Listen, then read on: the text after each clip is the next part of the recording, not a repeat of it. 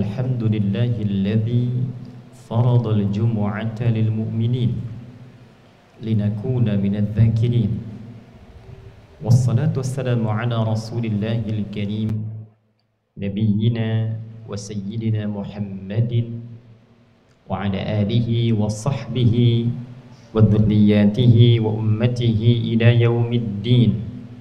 أما بعد، فيا عباد الله، أوصي نفسي وإياكم بتقوى الله فقد فاز المتقون، فلا تموتن إلا وأنتم مسلمون. فقال تعالى: يا أيها الذين آمنوا اتقوا الله حق تقاته ولا تموتن إلا وأنتم مسلمون. نشهد أن لا إله إلا الله ونشهد أن محمدا عبده ورسوله الذي لا نبي بعده. Hadirin jemaah Jumat rahimani wa rahimakumullah. Alhamdulillah, kita senantiasa menghadirkan syukur maksimal kita kepada Allah Subhanahu wa taala yang telah memberikan anugerah yang sempurna dalam mengiringi kehidupan kita, baik itu nikmat berkehidupan, lebih daripada itu adalah nikmat berislam dan beriman. Dengan Islam dan iman itulah kita datang untuk memenuhi panggilan Jumat, yang panggilannya dalam Al-Quran memang dihadirkan diawali dengan panggilan iman. Seperti sering khatib ungkapkan, saat Allah menyampaikan dalam surah yang dinamai dengan langsung Al-Jumu'ah di ayat ke-9 itu, Allah menegaskan, ya ayyuhalladzina amanu idza nudiya lis-salati bi yaumil jumu'ati fas'au ila dzikrillah. Al-ayat. Hai seluruh yang menyatakan dirinya telah beriman kepada Allah, jika telah tiba seruan panggilan menunaikan ibadah Jumat itu, maka bersiaplah dan bergegaslah. Jadi ada bersiap, ada bergegas tanpa bersiap. Jika seseorang melakukan kesalahan, maka bergegas untuk memohon ampunan, tidak harus menyiapkan diri dulu. Salah di waktu siang tidak harus disiapkan tobatnya malam sambil tahajud. Boleh jadi saat sore ajal tiba dan kita berpulang. Dalam bahasa Arab, menyegerakan sesuatu tanpa harus bersiap itu disebut dengan sara'a, yasra'u. Maka ketika Allah menyandingkan bergegas tanpa persiapan di Al-Quran surah ketiga Ali Imran misalnya di ayat 133, maka disandingkan dengan permohonan ampunan, wasari'u ila maghfiratim mir rabbikum, dan bergegaslah anda sekalian untuk mengejar ampunan Allah Subhanahu wa taala dari Rabbmu yang sangat peduli itu dan sangat mengasihi itu. Menggunakan sara'a, tapi Jumat menggunakan sa'a yas'a, fas'au idza nudiya lis-salati bi yaumil jumu'ati fas'au ila dzikrillah. Bersiap terlebih dahulu, siapkan sesuai dengan waktu, lantas bergegas untuk merespon panggilan Jumat itu. Yang respon dimaksud hadir dengan keadaan iman dalam diri kita. Jadi kalau ada orang tidak memiliki iman, walaupun mengatakan dia muslim tapi imannya bermasalah, belum tentu bisa merespon panggilan Jumat. Untuk itulah kita bersyukur pada Allah Subhanahu wa taala.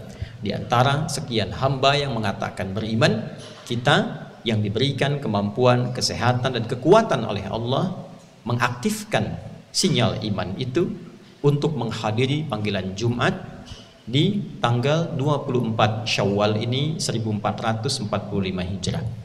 Kita bermohon pada Allah Subhanahu wa taala semoga Jumat ini dijadikan oleh Allah sebagai Jumat terbaik di antara sekian Jumat yang telah kita tunaikan, dan kita memohon pada Allah semoga di Jumat ini seluruh umat Islam diberikan hidayah untuk meningkat keimanannya, dan yang belum berislam diberikan hidayah untuk dapat menerima Islam dan kembali kepada Allah dalam keadaan fitrahnya. Hadirin, telah kita ketahui bahwa perjalanan kehidupan itu mengantarkan setiap manusia pada beragam keadaan dan era. Keadaan di zaman Nabi SAW tidak sama dengan keadaan di masanya sahabat ketika Nabi SAW meninggal. Keadaan di masa sahabat berganti era ke tabi'in tidak sama keadaannya dengan era tabi'in. Tabi'ut tabi'in sampai dengan sekarang, kalau kita bandingkan tentu sangat jauh keadaan di masa Nabi dengan keadaan di masa sekarang. Zaman Nabi tidak ada mobil, zaman sekarang ada mobil. Zaman Nabi tidak ada digital dengan kecepatan tinggi yang kita dapatkan seperti sekarang. Tidak ada media sosial, sekarang ada media sosial. Zaman Nabi SAW beberapa perangkat kehidupan dunianya, bahkan keadaan masyarakatnya, perilakunya tentu bisa jadi berbeda dengan perilaku masa-masa kini. Walaupun terkadang apa yang dikerjakan intinya tetap sama. Namun demikian, di antara tuntunan syariat Islam itu yang paling indah adalah Islam selalu memberikan pendampingan, pedoman hidup yang sesuai dan yang dibutuhkan oleh setiap umat di masanya. Inilah yang menunjukkan kebenaran risalah Islam, sekaligus menguatkan bahwa Islam bukan karya manusia. Islam itu bukan rekayasa seorang bernama Muhammad SAW, tapi Islam adalah agama fitrah yang diperintahkan oleh Allah pada Rasulullah untuk diberikan dan dijelaskan pendampingannya pada umatnya dan abadi pedomannya sampai dengan hari kiamat. Itu yang menjadikan Al-Qur'annya di masa Nabi tetap sama dengan Al-Qur'an di masa sekarang. Apa yang Nabi sampaikan di era beliau dalam hadis dan penjelasan Al-Qur'an sampai sekarang masih bisa kita dapati dan seluruhnya sesuai dengan kebutuhan hidup kita. Tidak ada satu masalah di setiap era kecuali mendapatkan jawaban, pedoman dan petunjuknya di dalam Islam. Walaupun berganti eranya, walaupun berbeda perilakunya, selalu ditemukan solusinya dalam Al-Quran yang sama yang diturunkan pada Nabi Muhammad di era beliau sampai kini, sampai kehidupan ini berakhir. Ini menunjukkan bahwa semua tuntunan dalam Islam sumbernya adalah pencipta kita, yaitu Allah Subhanahu wa ta'ala. Wa ma yantiqu 'anil hawa in huwa illa wahyu yuha. Bahkan yang dijelaskan oleh Nabi pun sallallahu alaihi wasallam bukan dari pendapat dan keinginan pribadi beliau, tapi bimbingan dari Allah Subhanahu wa ta'ala. Hadirin, untuk itulah kita dapati salatnya sama, Al-Qur'annya sama, panduan zikirnya serupa.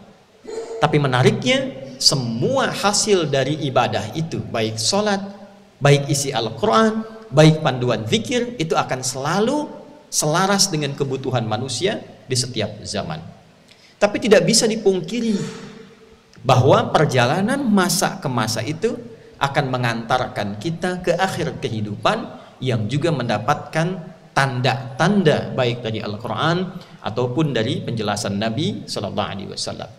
Penting yang pertama kita ketahui bahwa saat Nabi Muhammad SAW diutus, sifat utusannya adalah khatimul anbiya wal mursalin, penutup para nabi dan rasul. Kepada siapa diutusnya? Diutusnya kepada umat terakhir yang berkehidupan di bumi ini. Terus berganti era sampai akhir kehidupan, nabinya hanya satu, yaitu Nabi Muhammad sallallahu alaihi wasallam. Kata Nabi sallallahu alaihi wasallam, la nabiyya ba'di. Tidak ada nabi setelah saya. Artinya beliau nabi yang terakhir. Kemudian yang menarik, saat Nabi mulai berdakwah, spesifik Allah menyampaikan bahkan dalam satu surah Al-Qamar di pembukanya, yaqtarabatis sa'atu wa insyaqqal qamar. Bulan telah terbelah dan kiamat semakin mendekat. Ini menunjukkan bahwa kita itu umat akhir zaman. Nabi Muhammad itu adalah nabi akhir zaman. Dan zaman kehidupan kita akan mengantarkan pada akhir kehidupan seluruh makhluk di muka bumi ini. Entah siapa nanti yang terakhir.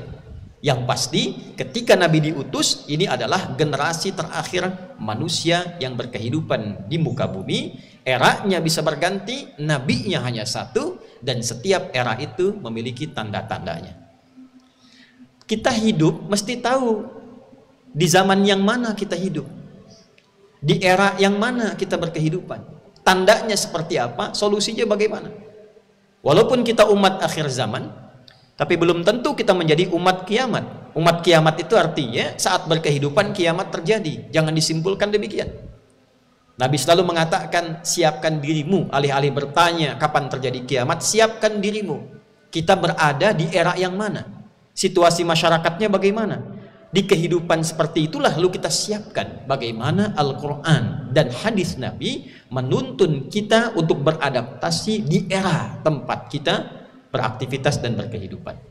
Hadirin sekalian, mari kita simak satu hadis dulu sebelum kita menyimpulkan sekiranya kita ada di era yang mana. Hadis ini didapatkan di Sahih Muslim, nomor hadis ke-8. Dikutip juga oleh Al-Imam An-Nawawi yang sederhana di 42 hadis itu, Al-Arba'in, nomor hadis yang kedua.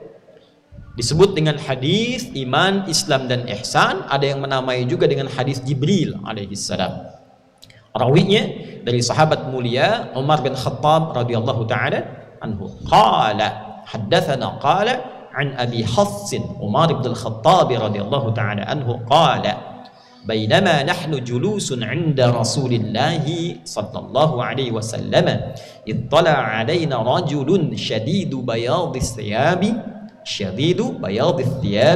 شديد سواد الشعر لا يرى عليه أثر السفر ولا يعرفه منا أحد فجلس إلى النبي صلى الله عليه وسلم فأسند ركبتيه إلى ركبتيه ووضع كفيه على فخذيه فقال يا محمد أخبرني عن الإسلام فقال رسول الله صلى الله عليه وسلم الإسلام أن تشهد أن لا إله إلا الله وأن محمد رسول الله وتقيم الصلاة وتؤتي الزكاة وتصوم رمضان وتحج البيت إن استطعت إليه سبيلا فقال صدقت فقال عمر رضي الله تعالى عنه فعجبنا يسأله فيصدقه فقال يا محمد أخبرني عن الإيمان فقال رسول الله صلى الله عليه وسلم الإيمان أن تؤمن بالله وملائكته وكتبه ورسله وتؤمن باليوم الآخر والقدر خيره وشره فقال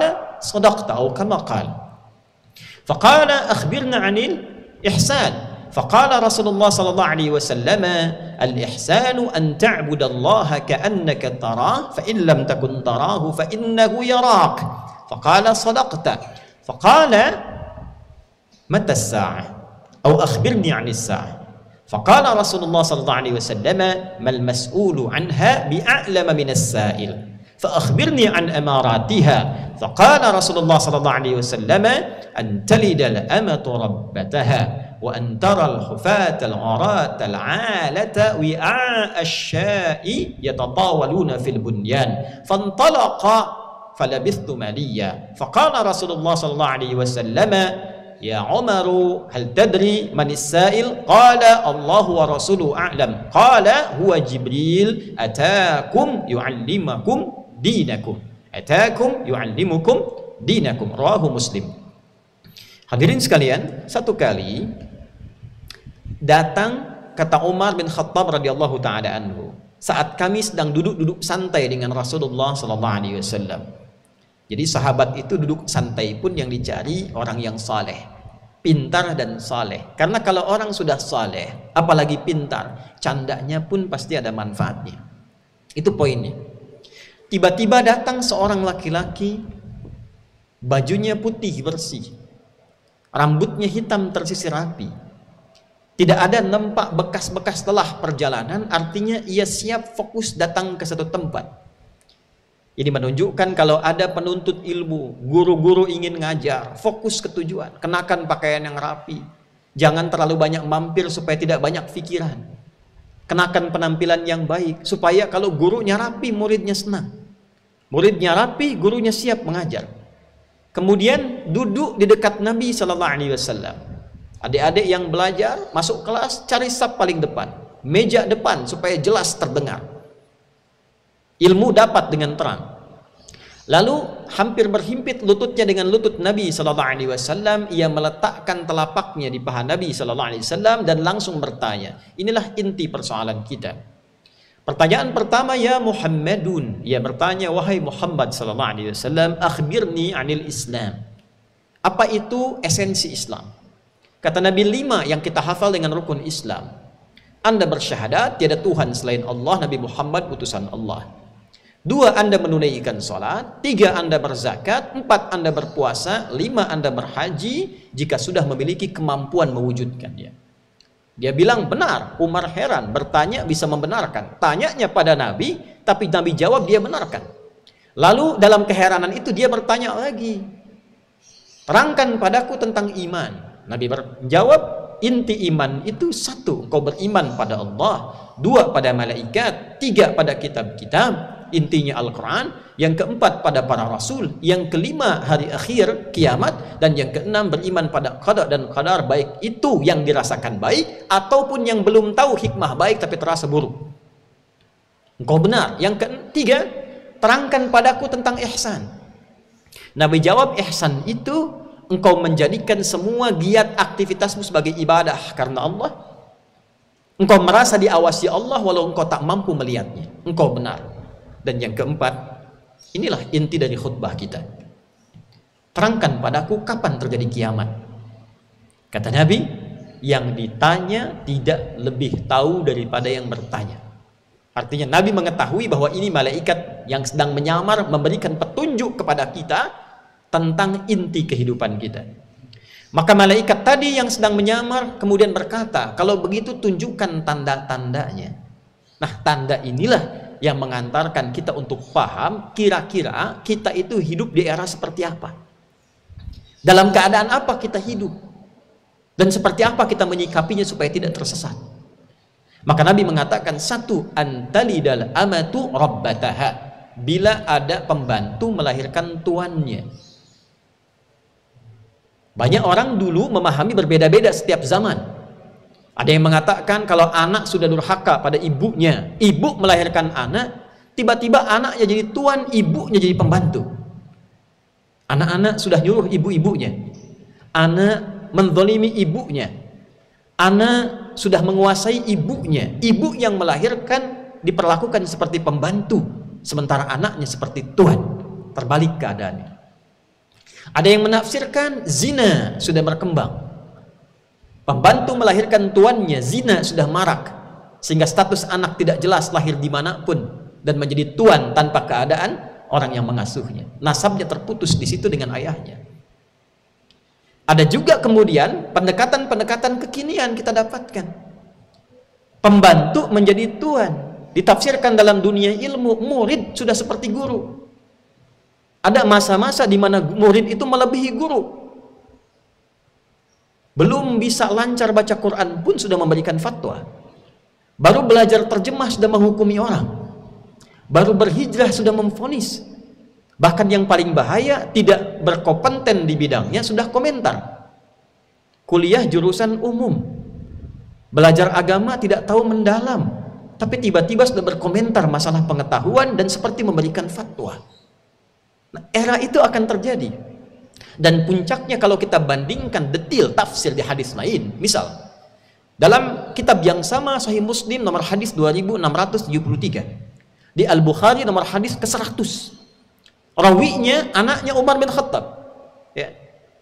Atau ada yang mengatakan satu riwayat lain Abdullah bin Amr bin As. Jadi ada Abdullah bin Umar bin Khattab, ada Abdullah bin Amr bin As. Yang tadi Umar bin Khattab, yang ini Abdullah bin Amr, anak sahabatnya Umar bin Khattab. Abdullah bin Amr ibn As.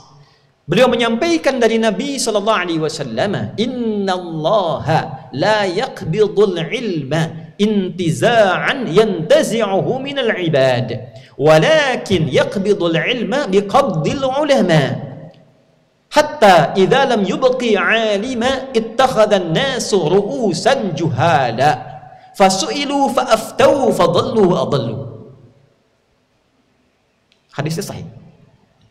Kata Abdullah bin Amr ibn al-As radhiyallahu ta'ala anhuma mengatakan dari Nabi SAW, Allah itu tidak akan mengambil ilmu langsung ilmunya diambil dari seorang hamba.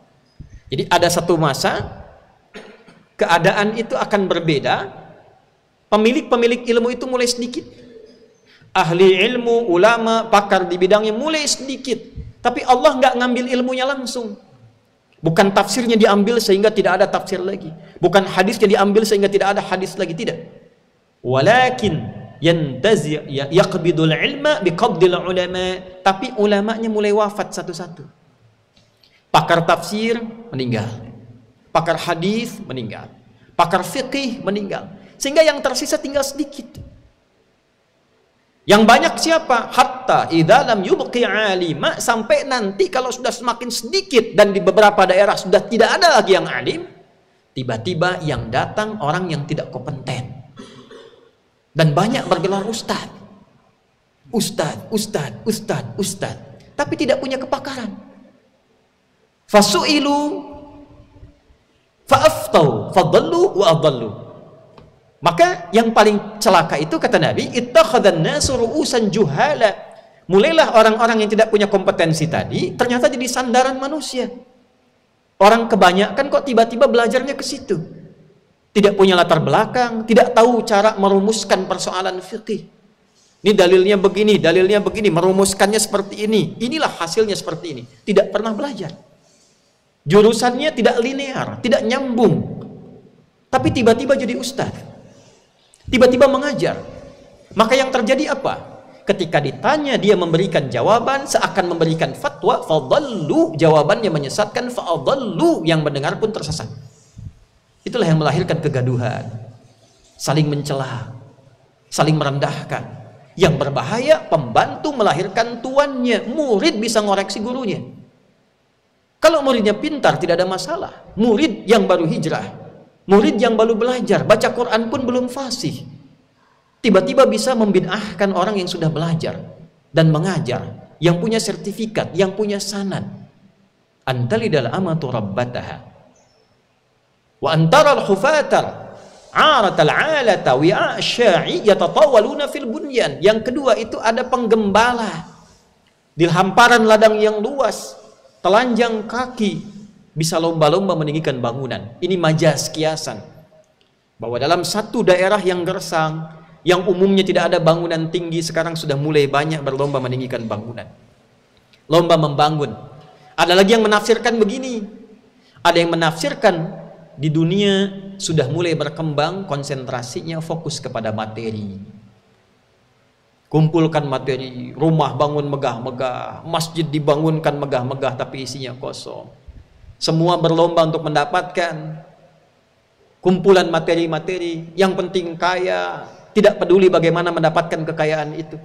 Sehingga Nabi menyebutkan akan tiba masanya, ketika itu tiba, umat Islamnya dijangkiti penyakit wahn.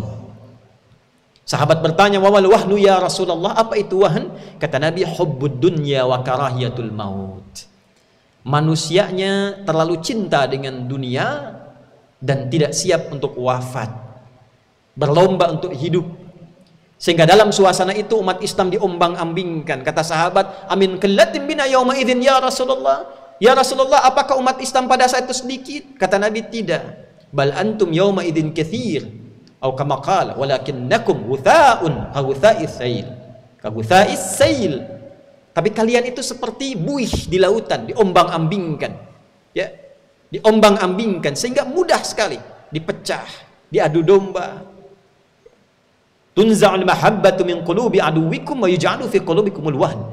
Sehingga orang-orang mudah mengkotak-kotakan umat Islam. Diadu domba, Palestina dihancurkan, orang Islamnya cuma keluar, ya protes, tidak bisa apa-apa, nangis, selesai, hancur lagi, habis lagi, sibuk di dalamnya dengan saling mencela. Sibuk merendahkan, sibuk menjatuhkan. Itulah wahn. Itu tandanya ada penyakit sosial yang merebak di kalangan umat Islam. Silahkan ditanyakan sampai Jumat ini, apakah kita sudah tiba di era itu? Yang paling dahsyat, hadis Nabi mengatakan, au kama qal, akan tiba masa di mana saat itu terjadi percepatan digitalisasi. Tandanya taqarubul aswaq. Au kama qala taqarubul aswaq, pasar mudah diakses, saling berdekatan. Dulu berangkat pakai motor, ojek, sekarang klik datang. Kemudian taqarubuz zaman, waktunya cepat sekali. Setahun kayak sebulan. Kayaknya baru kelas 1, sekarang sudah kelas 5. Cepat. Setahun kayak sebulan, sebulan kayak sepekan, sepekan kayak sehari, sehari kayak sekilatan. Tapi di masa itu ketika terjadi, Nabi mengatakan, yantashirul kadzib tantashirul fitan. Fitnahnya makin menyebar, manipulasi dan dusta semakin tidak bisa dikendalikan. Banyak. Kita hadir, sekarang tanyakan sampai Jumat itu, apakah di era ini kita hadir? Adakah sekarang perbuatan anak mulai durhaka banyak pada orang tua? Adakah sekarang murid yang sudah mulai merasa hebat? Baru bisa baca 1, 2 dan tahu terjemahan, sudah mengomentari orang, menjelekkan, menjatuhkan. Bahkan tidak punya kepakaran di bidangnya, guru-gurunya sudah tidak bersertifikasi dengan baik. Sanad sudah tidak mengecil tapi jadi tumpuan di kalangan masyarakat. Orang berlomba mencari dunia, menjatuhkan satu dengan yang lainnya. Banyak hoaxnya, banyak gibahnya, banyak fitnahnya. Kalau sudah kita ada di era itu dan merasakan itu, bagaimana solusinya? Kembali ke hadis awal, perkuat Islam kita. Perkuat Islam kita. Karena hadisnya mengatakan Islam, iman, ihsan. Satu paket itu. Perkuat Islamnya lagi. Coba cek syahadatnya lagi. Karena ada orang paginya mukmin, sorenya bisa kufur. Yusbihu mu'mina wa yumsi kafira. Artinya ada masa mudah sekali orang murtad. Ketemu pasangan tiba-tiba ikut pindah agama. Orang Ramadan itu dapat hidayah. Perempuan yang tidak berjilbab, berjilbab. Ini Ramadan lepas jilbab. Mudah sekali. Di era seperti itu tanyakan syahadatnya lagi. Kenal Allah tidak? Belajar lagi kenali. Asyhadu an la ilaha illallah. Kenal Rasulullah tidak? Belajar sirah lagi. Salat jaga. Salat jaga. Wa tuqimas shalah. Karena manfaat salat tanha 'anil fahsya wal munkar. Ada era di mana fahsya dan munkar tak terkendali yang tadi disebutkan oleh khatib. Maka jaga salat. Kalau sudah mampu berzakat. Latihan puasa supaya mengendalikan nafsu, karena ada era nafsu itu sulit dikendalikan. Kejar untuk kehidupan kita hari esok. Yakini kita akan berpulang. Kalau maksiat, bayangkan kita akan wafat. Rukun Islam. Kuatkan dengan rukun iman. Kenali Allah, kenali malaikat. Malaikat ada yang catat. Kalau mau bohong, ingat dicatat. Kalau mau korupsi, ingat dicatat. Kenali dari semua itu pedoman hidup di kitab. Kenali Nabi Muhammad SAW. Belajar sampai qada dan qadar yang keenam. Yang terakhir, niatkan semua kegiatan kita ibadah karena Allah dan rasakan selalu Allah mengawasi kita. Kalau sudah begitu, insya Allah aman. Keluar dari Jumatan, nggak akan tertukar sendal. Karena saat mau dipakai, kita sadar Allah mengawasi kita. Di kantor nggak akan mau korupsi, sebab ketika akan tergerak, Allah mengawasi kita. Itulah intinya. Kalau itu sudah kita kerjakan, iman, Islam, dan ihsan, aman kita di situasi fitnah manapun. Belajar yang banyak supaya mengerti dan tambah wawasan. Tawadhu kita hadirkan dan sibukkan untuk mengevaluasi diri kita. Karena akan terjadi orang ibadah itu bukan memperbaiki diri, tapi sibuk mengoreksi ibadah orang lain sehingga lupa dengan keadaan dirinya. Ini yang paling berbahaya. Khatib tutup. Bila itu bisa kita lakukan, kita selamat. Tapi bila kita terjebak, boleh jadi ada di antara manusia pun yang muflis, bangkrut di akhirat karena terasa sudah ibadah tapi ternyata pahala berkurang. Kata Nabi, apa yang terjadi? Ya'ti yaumal qiyamati bi salatin wa siyamin wa zakatin. Dia menunaikan salat, kelihatan salat, zakat, rajin pengajian, kadang puasa. Tapi ternyata dalam saat yang bersamaan, ya'ti qad syatama hadza, senang mencela. Wa qadhafa hadza, menuduh. Wa daraba hadza, berselisih.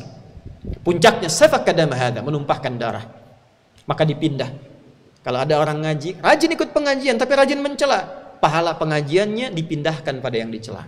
Salat tapi bikin hoax, pahala salatnya diberikan kepada yang dizalimi dalam hoaxnya. Fa in faniyat hasanatu, kalau habis kebaikannya, tersisa buruknya, nuduh orang, merendahkan orang, diambil dosa orang yang dituduh itu ditimpakan kepadanya, faturiha finnar, maka dilemparkanlah ia ke neraka. Kita ngaji surat Al-Kahf tiap Jumat.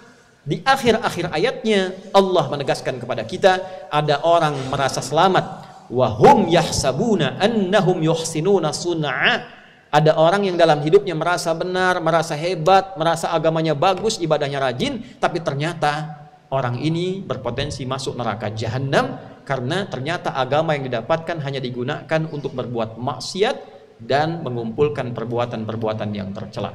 Bila kita hadir di era ini, bertakwalah pada Allah, perkuat iman, Islam, dan ihsan kita. Sampai kapan kita kembali pada Allah, kita telah bersiap pulang dan insya Allah mudah-mudahan dalam keadaan husnul khatimah.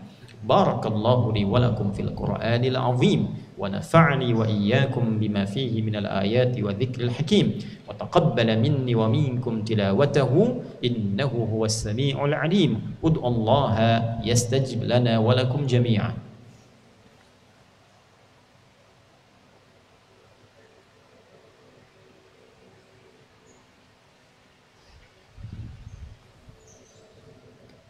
Alhamdulillah wassalatu wassalamu ala rasulillah wa ala alihi wa sahbihi wa man walah. Asyhadu an la ilaha illallah wahdahu la syarika lah wa nashhadu anna Muhammadan abduhu wa rasuluhu alladzi la nabiyya ba'dah. Ya ayyuhalladzina amanu taqullaha haqqa tuqatih wa la tamutunna illa wa antum muslimun. Faqala ta'ala mudhakkiran bina jami'an mudhakkiran lana jami'an. Inna Allaha wa malaikatahu yusalluna 'alan nabi ya ayyuhalladzina amanu sallu 'alaihi wa sallimu taslima.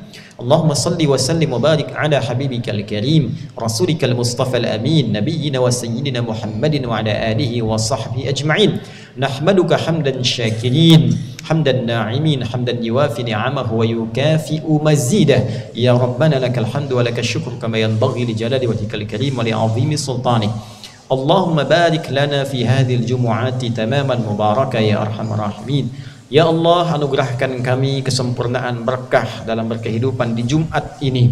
La tada'lana fi maqamina hadza dzamban illa ghafartah. Jangan biarkan ada pendosa hadir di Jumat ini kecuali Engkau ampuni seluruh dosanya.